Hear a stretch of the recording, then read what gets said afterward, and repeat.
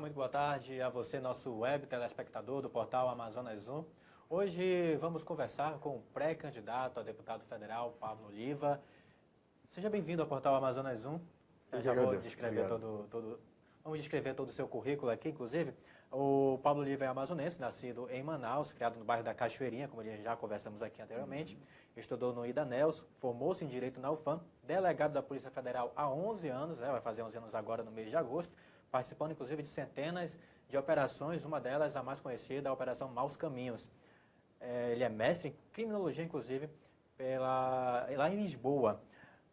Pré-candidato, mais uma vez, seja bem-vindo ao portal Amazonas 1. E, de cara assim, eu queria saber o que levou, o que o motivou a se candidatar, a lançar uma pré-candidatura a deputado federal. É verdade, é um desafio, e a ideia de sair candidato foi também seguindo a lógica de que todos os amazonenses estão, eu vejo nos olhos e no coração das pessoas, todo mundo está indignado com a política. A política virou uma questão negativa, o público não aguenta mais, o amazonense não está diferente disso no Brasil todo. As pessoas estão indignadas, de verdade, essa é a palavra que resume o sentimento do povo com os políticos atuais. Seguindo essa mesma indignação, eu resolvi, vou me lançar pré-candidato esse ano ao cargo de deputado federal para mostrar para o povo amazonense que o problema não está na política, e sim nas pessoas. Os políticos é que estão conduzindo esse barco para o rumo errado. Se a gente trocar os políticos, a gente vai conseguir entrar no caminho certo, se Deus quiser. O senhor falou muito dessa questão da corrupção, da população. A corrupção já virou algo cultural aqui no Brasil? A gente pode dizer isso? Pode dizer-se que, em alguns casos, a corrupção, ela, por um bom tempo, ela foi uma questão que ela é tolerada pelos brasileiros. Os amazonenses também. Eu posso trazer para a política, e havia um ditado que era triste, mas era aceitado por alguns brasileiros, que era aquela história do fulano de tal, rouba, mas faz. As pessoas achavam que o político bom era aquele que conseguia trazer realizações. E aí, se essas realizações fossem a custo de se perder uma parte do dinheiro público, tudo bem. Hoje em dia, ninguém aceita mais isso. A corrupção está no ponto da intolerância. O brasileiro não aceita mais, o amazonense não aceita mais, porque se descobriu, de maneira óbvia, que a falta de segurança, que a falta de saúde, que o desemprego, tudo isso tem como pano de fundo a corrupção. Logo, para que você acabe com todos os problemas, a solução mais rápida qual é? Acabar com quem é corrupto. Trocar os políticos que existem aí, que são representantes apenas deles mesmos. É o que eu costumo ver, atualmente eu digo que a maior parte dos nossos políticos que existem no Brasil, infelizmente, só representa a si. Eles estão enriquecendo e cada dia mais a população está ficando pobre. Ninguém aguenta mais, eu não aguento mais. Então eu falei, tem um trabalho longo, como você falou, estou quase 11 anos na Polícia Federal.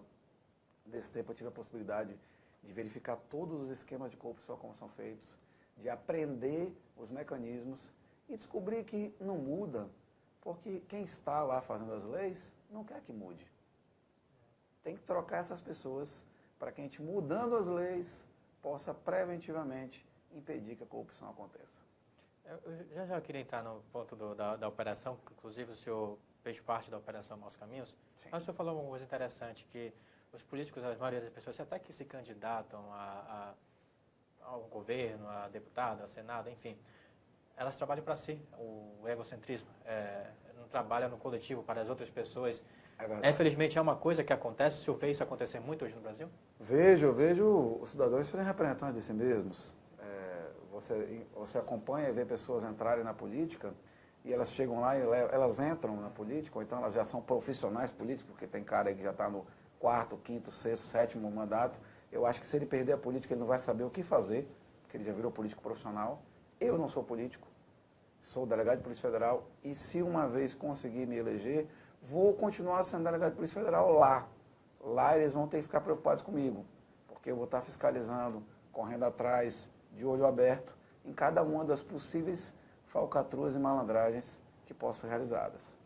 Então, e mais, o que eu ia dizer é que muitos deles não são representantes do povo. Tá? O povo do Amazonas, por exemplo, tem um interesse enorme na realização da BR-319. Meu amigo, milhares de políticos já passaram, centenas de políticos já passaram por lá, se elegem dizendo que vão trabalhar o asfaltamento da rodovia, a rodovia asfaltada? Não, porque eles não estão trabalhando o seu interesse. Eles estão trabalhando o interesse deles. Eles não estão preocupados em realizar aquilo que o amazonense quer. Todo mundo fala que a Zona Franca de Manaus é um modelo muito bom, mas que é necessário que sejam criadas leis para incentivar o homem do interior, incentivar você que mora no município do interior do Amazonas, que sabe que aí tem uma produção agrícola, uma produção de pesca, uma produção pecuária, várias riquezas nós temos no nosso estado. Os políticos estão preocupados em desenvolver essas riquezas, em fazer um desenvolvimento? Não, eles não estão preocupados. Eles não estão preocupados com você. Eles estão preocupados em ficar cada dia mais ricos. E aí o que acontece? Você elege o político, a gente chega, todos nós, eu me incluo nesse rol, votamos, participamos do processo político, escolhemos candidatos, porque a gente espera que eles representem cada um dos amazonenses. Naquilo que o amazonense deseja. O amazonense não quer nada demais, além dos seus direitos. E quando chega lá, uma vez eleitos, eles não mais representam a nós e só representam a si mesmos. Você falou da Zona Franca de Manaus. Sim. Tem inclusive aquela briga toda pelo polo de concentrados, enfim, que muitos aí estavam lutando em relação a isso. Você acredita que o Amazonas vai além de uma Zona Franca, que tem muito mais a ser explorado? Acredito, foi bom você ter falado no polo, na questão dos concentrados que aconteceu recentemente. Eu queria muito que os nossos parlamentares federais respondessem por que eles deixaram isso acontecer. Muita gente está desempregada hoje, perdeu o seu emprego, não foi só nessa questão do concentrados, perdeu o seu emprego também. Várias fábricas aqui fecharam quando se permitiu que houve essa abertura para a construção de telas, de laptop, de outras coisas. Fábricas grandes aqui foram embora da nossa região do Amazonas. Você que está me ouvindo aí, com certeza conhece alguém que trabalhava no distrito e hoje está desempregado, porque o distrito industrial, hoje ele mais demite do que contrata. É uma realidade triste. Nós estamos há 10 anos numa curva de descida, numa trajetória de descida. Já houveram mais de 1.000 fábricas aqui no nosso polo industrial de Manaus. Hoje, se tiver 600, é muito. Quer dizer, as fábricas estão fechando, os empregos estão indo embora e os nossos parlamentares não lutam pela Zona Franca. Eu ouço alguns dizerem bem assim, não, mas ela foi prorrogada. Ela está prorrogada até mais 50 anos. Eu digo, mas prorrogar a Zona Franca não é defendê-la. Defendê-la é impedir que as fábricas fechem. Para as fábricas não fecharem, os incentivos e o emprego das pessoas tem que estar garantido.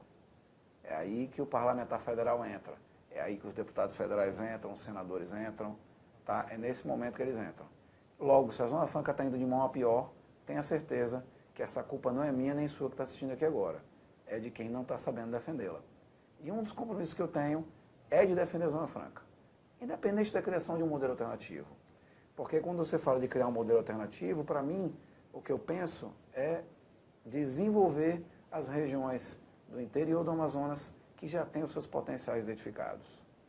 Eu estive em Humaitá, eu já estive em Maués, eu já estive em São Gabriel, eu já estive em Tabatinga. Todas essas regiões têm riquezas lá. Algumas minerais, por exemplo. Tem gente trabalhando de maneira ilegal. E o cidadão não trabalha de maneira ilegal porque ele quer. Ele só quer trabalhar. Ele tem uma família para sustentar, ele tem bens para adquirir, ele tem um menino para colocar no colégio, ele precisa de recursos. E o nosso Estado brasileiro, a nossa região amazônica, dá condição dele trabalhar? Não. Ele é obrigado a trabalhar na ilegalidade.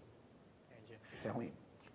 Candidato, eu vi muitas entrevistas suas e a Operação Maus Caminhos, ela foi um start, vamos dizer assim, para o senhor pensar em se candidatar?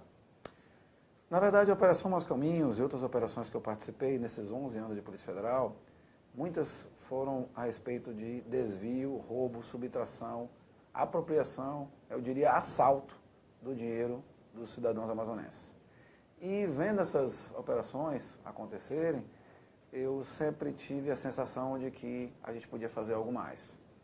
O trabalho da Polícia Federal é um trabalho lindo, muito bonito, que tem o dever de repatriar, de prender os criminosos e corruptos que estão assaltando o nosso dinheiro, meu, seu e de quem nos ouve. Mas, infelizmente, a gente chega lá e quando a gente faz as prisões, quando a gente apreende esses bens, o tempo onde houve o desvio do recurso público, você falou da Maus Caminhos, o tempo onde os hospitais ficaram sem equipamentos, onde as unidades de saúde ficaram sem remédio, onde as pessoas ficaram esperando nas filas dos hospitais, esse tempo não volta. A gente até brincou aqui antes e falou que muitas coisas se perdiam, e se perdia inclusive a vida. Tem gente que morreu nesse período, que a Nosso Caminho estava investigando, que a gente estava detectando que havia desvio de recurso público. Tá? Então, teve pessoas que, com a corrupção, pagaram com a vida. Isso me incentivou a ser hoje pré-candidato a deputado federal para chegar antes. A minha ideia agora é chegar antes e impedir que a corrupção sequer comece. Porque se a gente ocupar o lugar do político, pessoas sérias e honestas, a corrupção vai terminar, pessoal. Porque a corrupção toda, ela é um sistema. Você tem que entrar no meio do sistema e quebrar o sistema. Candidato, eu queria também entrar num outro... Não é um outro assunto, não chega a ser um outro assunto. Você é delegado. Sim. Trabalha na área também de segurança. Manaus, inclusive, vem passando por uma onda de assassinatos. No último final de semana foram 14 assassinatos, só entre sexta e sábado. Como é que vai ser o seu trabalho junto lá em Brasília para melhorar a segurança, apresentar propostas de leis, enfim, coisas desse tipo? Porque parece que o que dá a entender assim, no povo amazonense, que o povo amazonense sente mesmo é a falta de segurança aqui na cidade, no estado inclusive. Isso é verdade. Isso é verdade. Falta um investimento sério, falta, antes de mais nada, transformar a segurança pública em prioridade. O que eu percebo hoje é que os nossos políticos acham que a segurança pública não é prioridade. Deve ser porque eles estão andando em carro blindado, tem segurança privada, enquanto que a população anda de ônibus e anda na rua. E na rua e no ônibus elas estão vivendo uma verdadeira guerra. Uma guerra contra a criminalidade. E nessa guerra, meu amigo, quem está pagando são os pais de família, são as pessoas de bem. Recentemente, você pontuou aqui mesmo, nesse final de semana, num dia morreram 10, no outro dia faleceram 12, pessoal, envolvidos em confrontos aí no meio da nossa capital de Manaus. As pessoas estão achando isso normal, banalizou-se a vida. A gente não pode achar que isso é normal. É preciso que os nossos políticos, eles enfrentem a corrupção e enfrentem a segurança pública, vão para cima das questões de segurança pública para transformar a segurança em prioridade. Porque ninguém se sente mais seguro. Hoje as crianças não brincam mais na rua, ninguém consegue voltar para casa. Cai a noite, parece que começa o perigo começa a rondar. Sim. A gente tem assaltos em todos os locais. A questão dos assaltos a ônibus em Manaus é uma calamidade. Saiu recentemente na mídia nacional que Manaus tem 10 vezes mais assaltos do que São Paulo. Isso não dá, é uma loucura. E a gente tem o compromisso de trabalhar para que isso diminua. As pessoas, você acha que as pessoas estão banalizando? Inclusive tem muitos lixamentos, inclusive, contra as próprias pessoas que estão assaltando. Manaus virou uma zona de guerra, podemos dizer assim? Eu não vou dizer que a banalização é da população, eu digo que a banalização é das autoridades. As autoridades não estão levando a sério, elas estão considerando que a vida humana é um número. Essa semana está ótimo que só morreu 2. Na semana passada morreram 10. Então se acha normal, diminui um número e esquece que um daqueles 2 que faleceu podia ser eu, você, o seu irmão. Cara, não pode ser normal. Em países organizados, um homicídio é uma coisa que tira a cidade do normal. Porque ninguém pode estar pagando com a vida e se transformar isso numa coisa cotidiana. Morreu, está tudo bem. Não está tudo bem. A gente tem que correr atrás para resolver isso aí. Não pode achar normal, tá, que tantos ônibus sejam assaltados todos os dias, que as pessoas sejam roubadas no meio da rua. A população está fazendo lixamentos porque ninguém aguenta mais. Sim. A ausência de força de segurança faz com que a população tome para suas mãos. Diga assim, eu não aguento. Se passar um bandido aqui eu pegar, ele que se cuide. É isso que está acontecendo. Deputado, inclusive nós não falamos, o senhor é candidato pelo PSL, é o mesmo partido, inclusive, do candidato a presidente, já se lançou candidatura à presidência da República, que é o Jair Bolsonaro. O Jair é a favor da liberação das armas. O senhor enxerga também dessa forma? O senhor é a favor da liberação de armas? Quando a gente começou a falar aqui no começo da entrevista, lembra que eu falei para você que nós estamos numa guerra? Uhum. Infelizmente, nessa guerra só tem um lado que está armado. É o lado da criminalidade.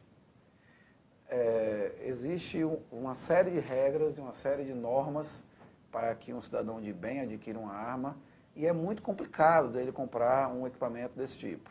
Eu posso dizer, porque trabalho nessa área há muitos anos e vejo, sou um profissional da segurança pública, e faço comparações da nossa segurança, da segurança das pessoas no Brasil com outros países. Nos países onde a venda de armas ela é mais flexibilizada e você observa que o cidadão que é um homem de bem, que pretende apenas defender a sua família, a sua casa, quando ele tem uma arma em casa, o bandido pensa duas vezes se vai entrar ou não. Tá? Hoje em dia, o cidadão não tem arma, o bandido está armado fortemente, a gente vê todo dia na televisão os bandidos ostentando fuzil, ostentando arma de grosso calibre e a população se defendendo com um pedaço de pau e vassoura. Está certo isso? Eu não acho certo. Concordo nesse ponto com o nosso candidato a presidente da República, doutor Jair Messias Bolsonaro. O Bolsonaro fala com muita propriedade que não se está armando a população com a intenção de se criar uma guerra. O que acontece é que, hoje em dia, a criminalidade está armada, a população não. E isso torna a situação desproporcional. Tá? Agora, a arma não é bombom para ser vendida na padaria. Claro, tem que ser feito um processo, ver se a pessoa tem equilíbrio psicológico, se ela é um homem de bem, mas se tudo for confirmado, por que ela não tem o direito de se defender? Eu acho que quando você subtrai o direito da pessoa de se defender, você transforma ela em ovelha e deixa os lobos soltos. Inclusive, era isso que eu ia perguntar do senhor. Existe uma discussão muito grande nas redes sociais quando se fala da liberação de armas. Certo. Tem aquelas pessoas que não querem a liberação e tem aquelas que querem a liberação de armas. E as que não querem sempre falam de como seria essa política para armar a população. Existe todo um processo, né? Não é qualquer pessoa que teria acesso a uma arma de fogo. A lógica já é que não é qualquer um que tem acesso a uma arma de fogo. Se você criar critérios objetivos, você vai tirar a arma de quem não tem equilíbrio psicológico, porque não dá para comprar, de quem tem antecedentes criminais, o cidadão vai que ele tem um antecedente criminal, já se envolveu em algum problema, já foi assaltante, já foi... Esse não pode ter uma arma em casa. Tá? E verificar que aquele cidadão ali tem condições de manusear o armamento, porque a arma também, ela tem que ser, você tem que trabalhar ela é uma coisa que você tem que saber usar. Qualquer equipamento que você usa, uma máquina fotográfica, um carro ou qualquer outro equipamento, vira perigo para quem não sabe usar. Se você pegar uma pessoa que não sabe dirigir e der para ela o carro, ela não vai se machucar? Vai acontecer a mesma coisa com a arma. Mas isso são critérios objetivos. Uma vez a pessoa treinada, ensinada e sendo cidadão de bem, na minha opinião, inclusive na minha opinião como um homem, como amazonense, na minha opinião, o homem tem direito de se defender. O homem e a mulher que estão em situação de perigo têm direito de se defender. E a redução da maioridade penal? O senhor também segue a mesma linha? Eu já acho que é o momento, porque a população hoje, ela não é mais a mesma de quando o nosso Código Penal foi criado, que era a década de 40. Quando o nosso Código Penal foi criado, na década de 40, um jovem de 16 anos, ele não sabia ainda das coisas, ele não tinha discernimento. Hoje em dia, um jovem de 16 anos de idade, ele já é até pai, ele já vota, ele já faz uma série de coisas. Por que que ele pode ter esse monte de responsabilidades e não pode ter responsabilidade criminal? A responsabilidade criminal não é diferente da responsabilidade eleitoral, por exemplo, na qual ele tem a capacidade de ir lá no dia da eleição e escolher alguém. Quer dizer, quando foi bom para os políticos, eles baixaram a maioridade para votar, né? Justamente para ter mais eleitores. E no dia que não é bom para eles baixar a idade para o critério penal, aí isso eles não querem fazer. Eu acho que deve responder sim. Quem tem mais de 16 anos, essa maioridade penal tem que diminuir. Tem que diminuir porque as pessoas já sabem o que fazem.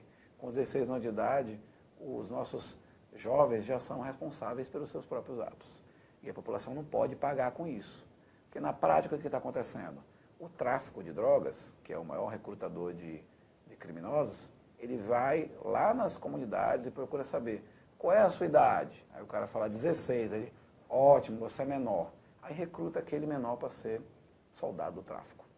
Se a gente diminuir essa maioridade, esses soldados aí não vão poder ser recrutados, tá? E a gente vai ter uma sociedade mais segura. O senhor falou da legislação penal, você acha que ela está muito defasada? Super defasada. E ela é costurada igual uma colcha de retalhos. Não existe uma lógica dizendo assim, começo, meio e fim, e que resolva a questão da lei penal, tá?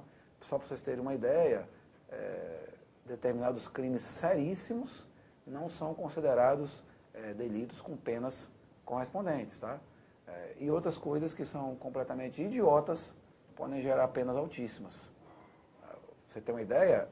Se você, na sua casa, resolver fazer um medicamento, você mesmo, pega ali uma folha de mamão, alguma coisa, resolve fazer um produto fitoterápico.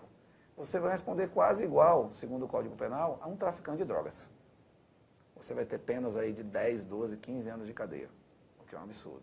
Agora, se alguém atropela o outro no trânsito e mata, ele além de ficar solto, que não acontece nada com o cidadão, porque é um homicídio culposo, além dele ficar solto, ele vai, se um dia for condenado a uma cesta básica, a fazer uma prestação de serviço alternativo. Quer dizer, o Código Penal é maluco. Ele não consegue entender muito bem e dar valor àquilo que tem valor de verdade. Entendi. Como é que o PSL aqui no Amazonas vai caminhar? Tem candidato para governo? Isso é um para mistério. presidente vai ser o Jair Bolsonaro. Isso é um mistério. Atualmente, o cenário que se desenha no PSL é o apoio ao candidato a presidente da República, Jair Bolsonaro, e digo para todo mundo que nos assiste, se você gosta do Jair Bolsonaro, vote nos candidatos que são do PSL. Na verdade, isso é brincadeira. Eu sou pré-candidato e o Jair Bolsonaro ele é a base do nosso partido, ele está lá em cima. E nós temos, além do Jair Bolsonaro, o partido está apoiando, numa aliança com o PMN, o nosso candidato a Senado, que seria o Chico Preto. Eu sou pré-candidato a deputado federal e existem outros pré-candidatos a deputados estaduais no partido. Em relação à coligação de governo do Estado, isso ainda não está, esse martelo não está batido, digamos assim. Já tem data para começar? A nossa convenção será dia 5 de agosto. 5 de agosto, né? Exatamente. Bom, caro web telespectador, hoje conversamos com Pablo Oliva, pré-candidato a deputado federal, ouvimos um pouco das suas propostas, falamos sobre questão de segurança, de saúde, inclusive, e a gente deseja toda a sorte aí ao senhor nessa campanha, nessa corrida para se eleger deputado federal. Eu agradeço a oportunidade, vocês que estão assistindo o programa aqui nesse canal no M1, saibam que eu tenho uma página nas redes sociais, Delegado Federal Pablo, Instagram, Facebook, entre lá, dê uma olhada, veja quais são as coisas que estão registradas ali tem a minha trajetória, ali tem alguns vídeos, algumas publicações que eu já fiz, e com isso você vai conhecer um pouco da minha pessoa. Será uma oportunidade que você vai ter para verificar se você deseja ou não me dar um apoio no futuro. O que é mais importante é você fazer esse mesmo raio-x com todas as pessoas que estão aí e se dizem pré-candidatos. Porque se você quer a mudança de verdade, nesse ano de 2018, escolha pessoas sérias e honestas para que essa mudança aconteça. Bom, mais uma vez, muito obrigado ao pré-candidato Pablo Oliva, do PSL. E você, caro web telespectador, se você quiser acompanhar, chegou agora, não conseguiu pegar o total da entrevista, ela vai estar no nosso site, no portal amazonas1.com.br, você acessa e vai ter toda essa entrevista na íntegra. E também no Facebook, você pode acompanhar daqui a pouco, ela vai estar totalmente para você acompanhar. Não esquece também de nos acompanhar no Instagram, também você tem todas as informações completas. Muito obrigado a você, web telespectador, uma boa tarde e até a próxima entrevista do portal Amazonas 1, informação com qualidade.